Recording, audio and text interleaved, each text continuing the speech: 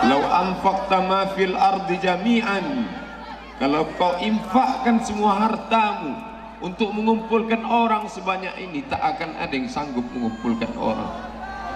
Walakinnallaha allafa baina qulubihim, Allah yang menyatukan hati mereka ini semua.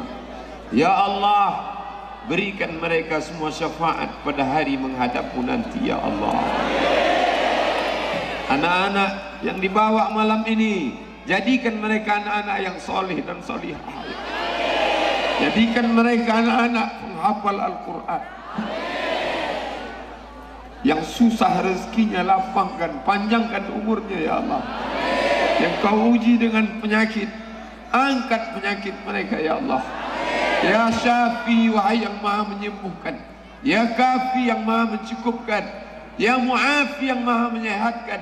Sembuhkan saudara kami yang sedang kau uji dengan penyakit, ya Allah. Yang kau berikan kepada mereka ujian berat, lapangkan dadanya, jadikan dia hambamu yang ridha kepada takdirmu, ya Allah.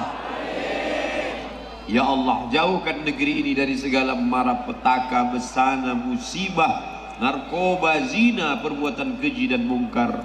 Jadikan negeri ini baldatun thayyibatun wa rabbun ghafur. Bapak Ibu yang dimuliakan Allah.